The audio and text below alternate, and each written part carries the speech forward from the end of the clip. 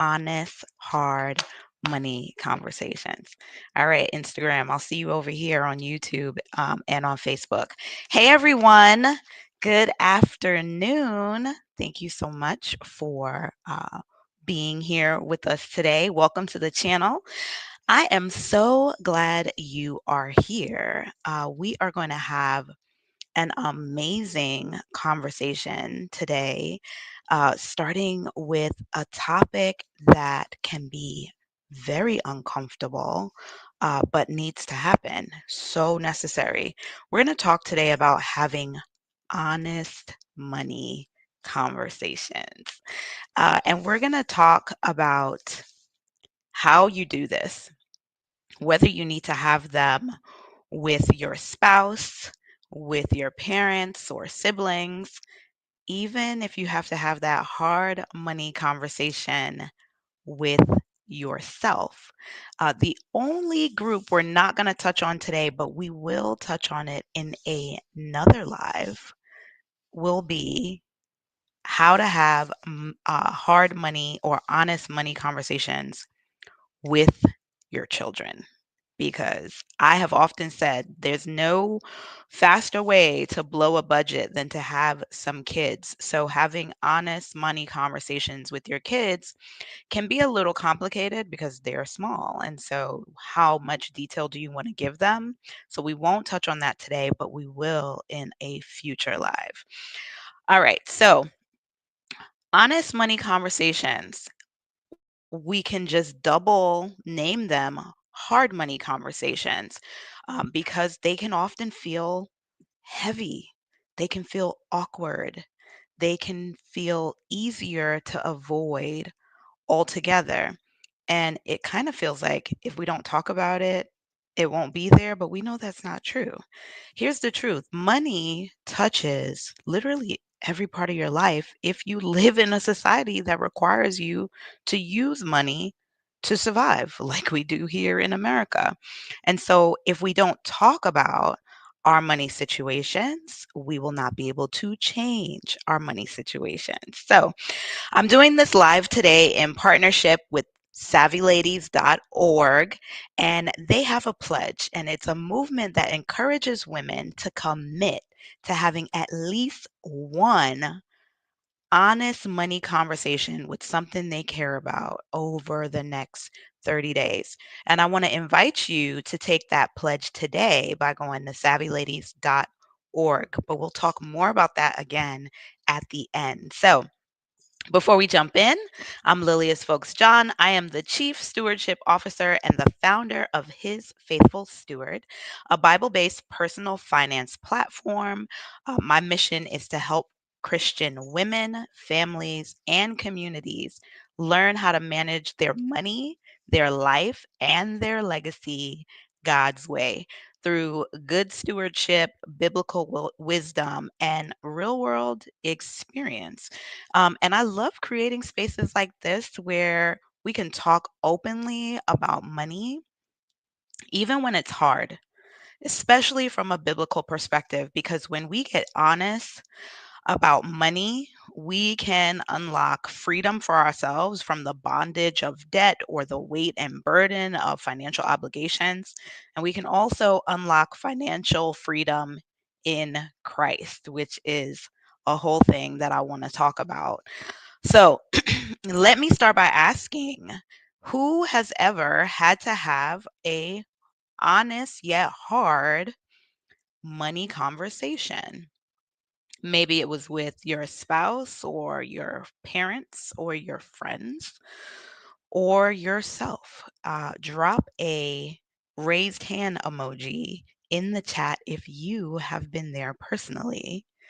And even if you've been avoiding having a hard, honest money conversation, go ahead and drop the looking eyes emoji in the chat, because some of us know there are honest money conversations we need to have that we are avoiding. Kirsten, I see you in the comments. Kirsten said lots, mostly with myself, LOL. And it's the perfect time to talk about this because right now we're in the middle of Hispanic Heritage Month, And as a Afro Latina myself, I'm Afro Caribbean. So my mom is from Barbados. My dad is Panamanian.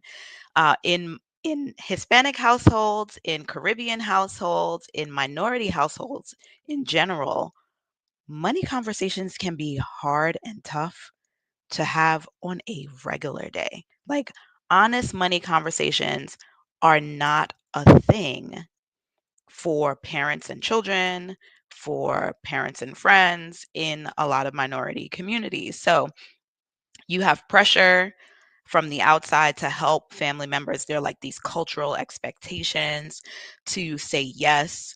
When someone asks you for financial help, they will even attempt to guilt you into it. I know my Latinas and my Caribbeans know what that feels like, especially if you're in America and they're back home in your country, and they think that, like, when you come to America, all of a sudden you're rich, right? And that you must have this unlimited amount of money that you can just send home or give away, um, in any amount that they ask for. And that's not really realistic.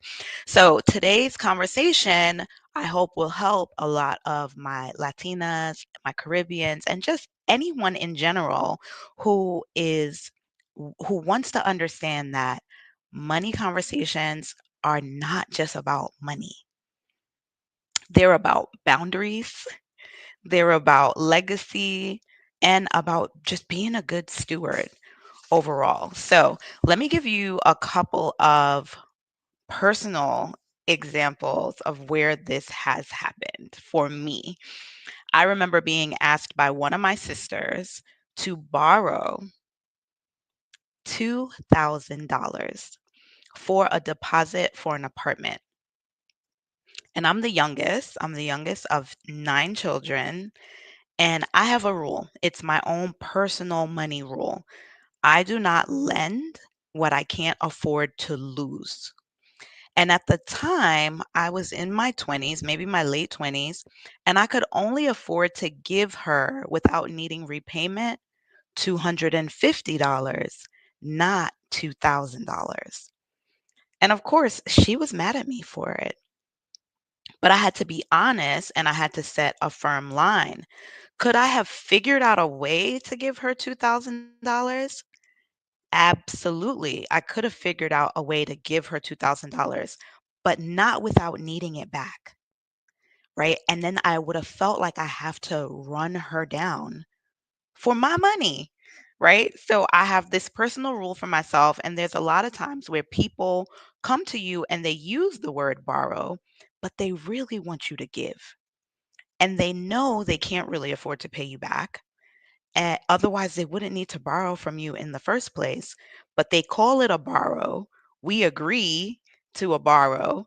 And then when they can't pay us back, there's friction or tension in your relationship.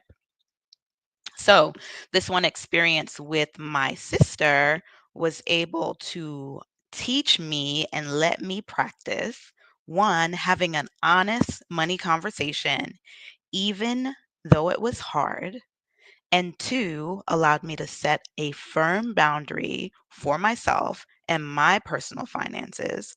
And three, which is probably the hardest or biggest, overcoming a cultural expectation or obligation with no guilt. So that's just an example of what this looks like with a sibling. But what do you do when you have to have a hard money conversation with your husband or your wife or your partner, your girlfriend? What do you do then? Because my sister, we lived in separate households. If I didn't want to talk to her about this, I could go home. I could not answer the phone. There are a lot of things that you can do in that scenario, but when it's your husband or your wife, the person that you live with and share life with, how do you have a hard, honest money conversation with them? So, I've got two examples to share, also personal to me and my husband. Hey, babe, hope you're watching. Um, and I'm going to call the first one the puppy purchase. And this is actually recent. My husband and I have been talking about getting a puppy for the longest time. My husband loves animals. We co-sign him as like he's Diego the animal rescuer. Like he loves animals. We've had two dogs, a cat, fish, the whole nine yards. But I am not in the pet, like I'm not that I don't love animals, but I'm not necessarily like a pet person. We have 6 children, and for me, that is enough living things to be responsible for. I don't want to have any other responsibility of feeding an additional living thing or having to take them out, being responsible, doctors, the whole 9. But most recently, I had to have this hard, honest money conversation with my husband about a $600 puppy. So he found this puppy while he travels for work a lot, and while he was in Florida for work, he found this $600 puppy that he wanted to go meet, buy, and bring it home to Charlotte. And I was like, absolutely not, sir. Absolutely no. Um, and he was so mad at me. He was so mad. And, to me, I was like, listen, I'm not trying to tell you not to get a puppy.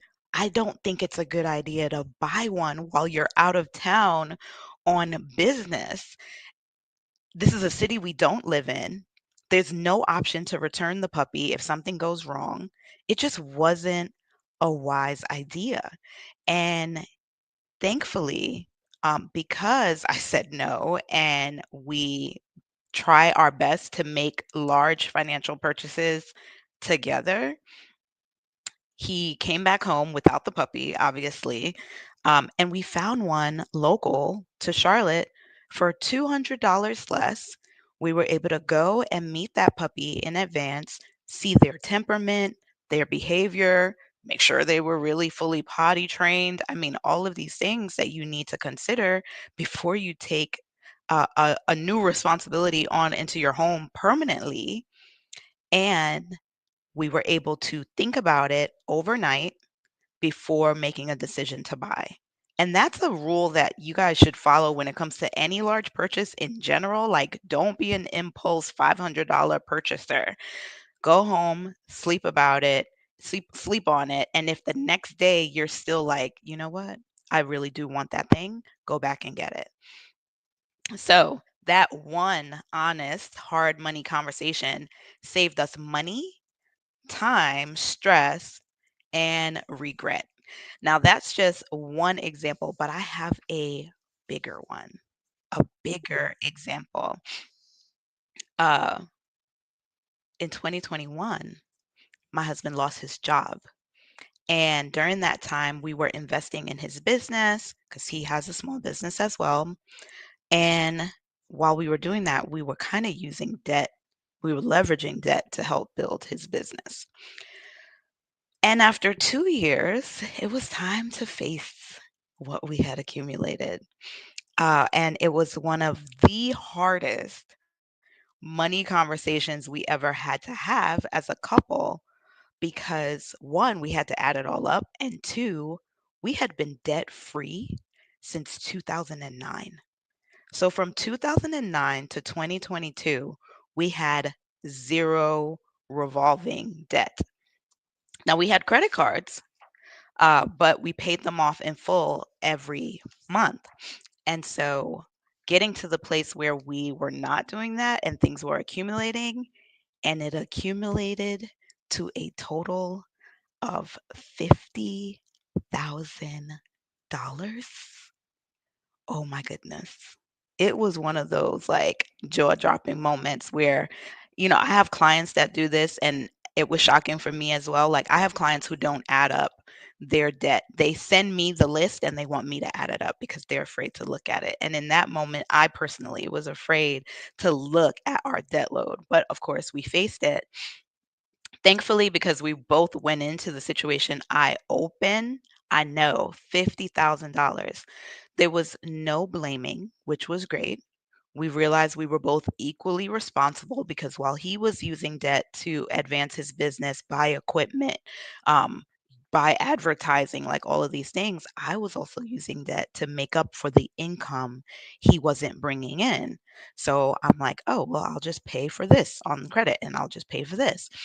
And so we knew there was thankfully no blaming, right? That's a big deal because financial uh, tension or disconnect or conflict is one of the number one reasons people get divorced. But we didn't have that. We knew we were equally responsible for the situation we were in, and we approached it from a dual perspective. Number one, we approached it as a team, not enemies. And number two, sometimes it has to be one of us that is the realist and holds accountable the other to our commitment and goals. So, for my married couples, for my partnerships out there, that is something that hopefully you will take and hold on to. You have to, one of you, usually, and I don't know why this happens, but there's usually a spender and there's usually a saver. And for whatever reason, y'all are attracted to each other and you get married. Um, but when you do that, know your role, right? If one of you is the realist, if one of you is the one who's like, I'm the spender, don't be the one responsible for the budget.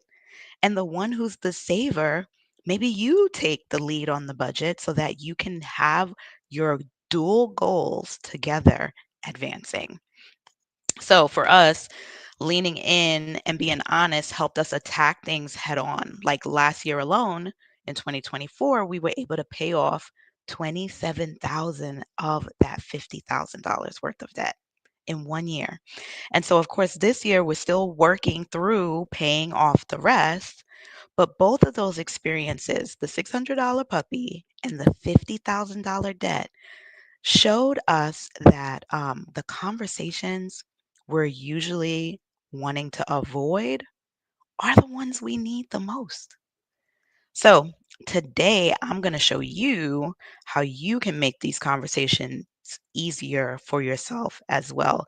Kirsten, I see your comment. She said that part, bootstrapping is a beast and it takes two very mature people to manage that tension. Yeah, and for those of you who follow me on Instagram, you'll know my husband and I do our bills meetings, like we do business and bills at a time that we call bills and breakfast. So, we realized that being at home was making us fight about money and that going outside to a coffee shop or a bagel spot actually helped us have more civil money conversations. And so we do that. Right now, we are doing them at while our kids are at Bible study youth group. We have our bills and breakfast meeting at church. So we'll talk a little bit more about that in a little bit when we talk a little bit about tools. All right. So, why do people avoid money conversations? And I think we all know why, right? It's exactly what Kirsten said in her comment. It's that fear of tension, it's that fear of conflict, it's shame, it's guilt, it's manipulation, right? Like you don't want to be manipulated for where you stand on the money conversation. Fear of being judged, cultural or family expectations, like we talked about in the beginning, that you're expected to always give because you're the one that made it, right? You're the one in America. And so the streets are paved of gold in America, and you must go into your backyard and pull dollars off of your money tree and hand them to your family back home. And another one, like I said, that we'll talk about in another live is just not wanting to disappoint your family, your kids, yourself. You thought you would be further ahead. Self-inflicted expectations. Um, Particularly, like I said, in minority communities, balancing generosity with boundaries is a tough line to walk. Saying to someone, I can't help you right now, but let's sit down together and figure out how to find a solution can be what someone needs over handing them dollars. right? Because if you continuously be the backup plan, how will they learn to advance on their own? So maybe strategizing with someone on their tough situation, one, takes you out of being the one obligated to provide.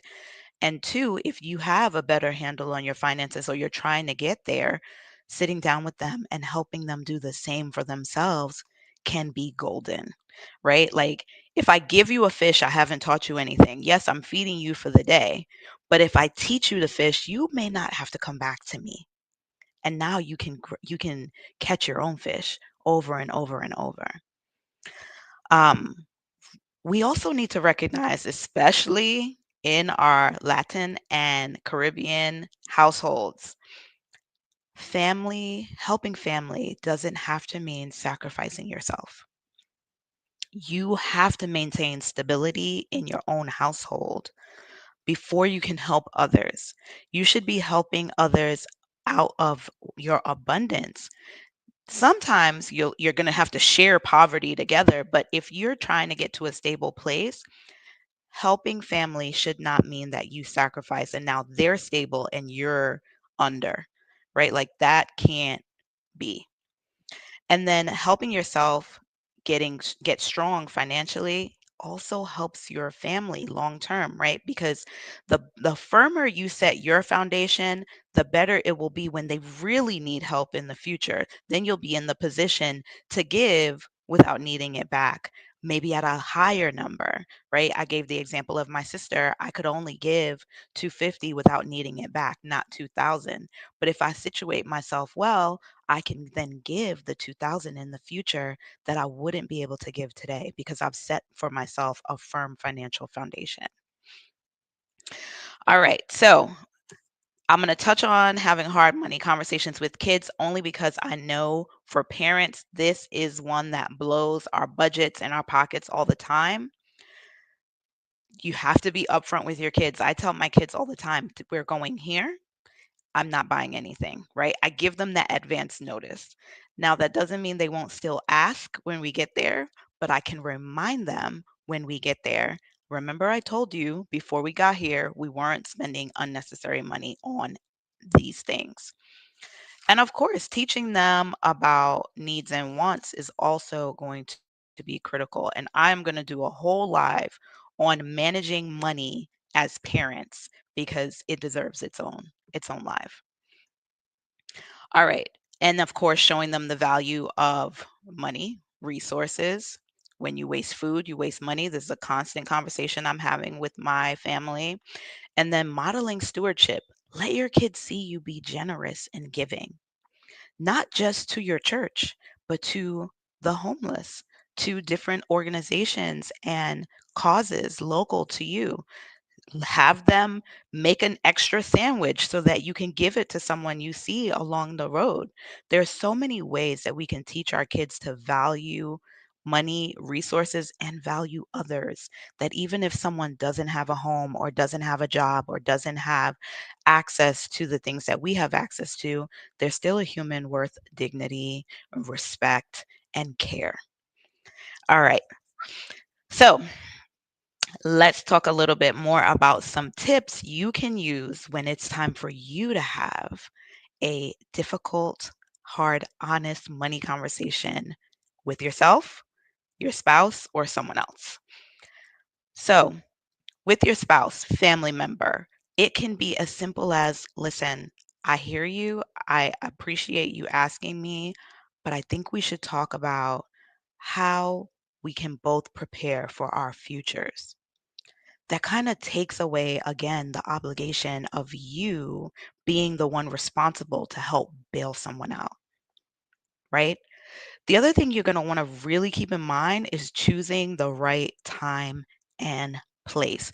And this is for my married folks. Do not choose to talk to your spouse about money or bills when they have come home and you can already tell they're in a bad mood. Like, save yourself the trouble. Be peace in that moment. Do not bring up bills and your financial situation when you're arguing about something else. If y'all are having an argument about who left the toilet seat up, that is not the moment to bring up that. And we're not even in the right place financially. Don't do that. Don't do that. Let time be your guide. If it's not the right time, wait. Wait and choose um, a diffused time. Maybe it's after breakfast. Maybe it's during morning coffee. Maybe it's on a Sunday afternoon after church. Like, pick the right time, not in the midst of your emotions, not during an argument. Stay on the topic of the argument. Do not deflect and go to other topics, especially money. But another one we want to keep in mind is don't try to bring it up when the other person is tired. Like, this is just think about a baby, right? Like, there's certain things you're not going to do with a baby when they're hungry or when they're tired because you just know it's not going to go well. This is from my moms. You know, it's not time to bring your toddler to the playground when they haven't had their nap or they haven't had a snack. The same is true of our spouse, our family members, our friends. Read the room. Kirsten said it in the comments. Do not do this first thing in the morning for me personally. Listen, you have to know your person. If they are not a morning person, don't do it in the morning, right? Like, don't have this conversation. Wait for a better time. And maybe you just plan a time, like what my husband and I do. Ask questions, don't point fingers. That is a golden rule. Ask the question. Don't just jump to conclusions. My husband, I love him dearly, but he is good to ask a question that is loaded with an accusation. And you're kind of like, wait a minute, are you trying to say I did something I wasn't supposed to do? Or are you trying to ask me a question like for real? Right. And there are some people who that's just how they communicate. So I have learned his communication style and to not take it personal and to just answer the question and forget about maybe like the tone or the other thing that I can see he's trying to wield in there. Right. You have to know your person. Focusing on shared goals is another tip for how you can have, especially if this person is your spouse, how can you have a shared goal conversation that allows you to have that honest, hard money conversation? Put the shared goal out in front so that you can diffuse whatever the hard money conversation is second, right? I know we both have a goal of buying a home. I think that means we're not going to be able to continue to spend the way we're spending so that you can come to a common ground and agreement. And then use tools, right? Tools exist for you to use them. Use tools that will help you have honest money conversations. Use a paycheck planner, use a budget, start a savings challenge. Ask them, hey, would you like to do a savings challenge? Like, I know we want to save money. Like, let's see if we can commit to X dollars a week or X dollars every 2 weeks or X dollars a month. So if you're looking for a tool, one, I have one that can help you. This will help you start the conversation. And it's one of my favorite tools. It's the one that my husband and I use during our bills and breakfast time. And it's called the Bills and Breakfast Checklist. It's a simple way to sit down, whether it's with your partner, yourself, your kids, your friends, your sister, your mama, whoever you need to sit down with and talk money and just grab some coffee, look at where your money is going, what needs to be paid, have you given, have you saved. The conversations don't have to be complicated. Sometimes they just need a very clear starting point. And you can find the link to that checklist in the description below this video. So let's pause for a moment and ask a question. Who here has had a hard money conversation this year? Where I've given you two examples. I've had to have that puppy conversation was literally last week. The debt conversation was a year ago. But who else has had a hard money conversation with someone they care about in the last year? Drop the eyes the eyes emoji in the chat if you know you need to have one but you've been putting it off, or a check if you've actually had one. Yes, Kirsten, I see her hand up in the chat. Lynette has a comment. She said, planning a time is so important with couples because sometimes one party in the relationship would feel like you sprung something on them, and you avoid that by planning or having scheduled money talks. Absolutely. Love it. Lynette said, almost every day with my hubby, and every day is in caps.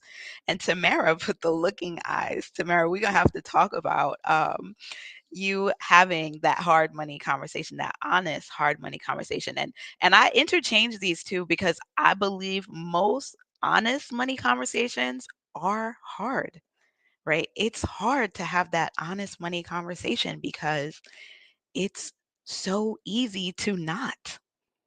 Why would we get the courage or bravery to have a honest money conversation when it's just easier to avoid, right? But I have a challenge. I have a challenge for each and every one of you. I want you to think of, especially for those of you who have the googly eyes, if there is someone that you need to have a hard money conversation with, can you commit to having that conversation before the end of this year? And if you can, if you think you can, I've given you some tips, practical tips that you can use that will help encourage you and strengthen you and equip you to do that. If you think you can have that hard money conversation, Tamara, I'm asking you to. If you can have that hard money conversation before the end of this year, give me a yes in the comments. That yes, you're willing to put your big girl panties on or your big boy boxers on, and you're going to have that money conversation that you know you need to have before the end of 2025. I want you to take a bold step, and that is going to be going to savvyladies.org to take the Savvy Ladies Pledge. And I want you to do this today while it is still hot. Take the pledge today. And I see the yeses coming into the chat. Take that pledge today while it is fresh. This is a commitment. It's not asking you to go do the conversation today, it's just taking the commitment today to stop avoiding hard money conversations and start walking in your own freedom. You don't have to figure it all out today. You don't have to figure out what you're going to say. You don't have to know what day you're going to do it. Just make the commitment to have one honest money conversation before the end of this year. And if you're really feeling ambitious, you can choose to have that one honest money conversation in the next 30 days. Think about it. That one commitment can lead to one conversation, and that one conversation can open the door to healing, better planning, better boundaries, financial peace, maybe getting on the same page with someone that you have not been on the same page with in a long time. Maybe it's finally having this conversation with your spouse because y'all don't talk about money or budgets. Maybe y'all are operating like two single people, even if you're married and in a household together. I want you to take that step. Go ahead, go to visit savvyladies.org, and that's savvyladies.org to sign up for the pledge and make that commitment. And then I'll follow up with you in 30 days because I'm going to go live again and I want to hear the reports of whether you had the conversation or whether you're still planning to have it. And if you need any additional encouragement to go ahead and do it. So, before we close, let me remind you money is not just about dollars and cents. It is about good management. In the Bible, this is called stewardship. It's also about good relationships and legacy. And when you choose to be brave and have hard money conversations, you're not going to just change your bank account. You are literally going to be able to change your life and the lives of those around you. So take the pledge, commit to one honest money conversation, and let's start to build financial freedom in Christ. I want to thank you for joining me today. Don't forget to subscribe if you're on YouTube watching this right now, or follow if you're on Facebook so you don't miss the next live. And share this live with a friend who needs some courage and encouragement to have that money talk. You all know what your girlfriends are telling you about their relationships or the money conversations they need to have. So send this to them and let them know, like, hey, girl, remember we talked about that? This may help you be able to finally get over the hump and have that conversation. I'm Lilius Folks John, your financial steward, and I am going to see you the next time. We are going to be faithful together, faithful of mercy, grace, good financial management, life, and legacy. Yes, and Lynette has dropped the link in the chat. I saw the link to the pledge here, savvyladies.org/the savvy pledge. Thank you all for being here. This was incredible. I look forward to going live with you again soon. Have a blessed day.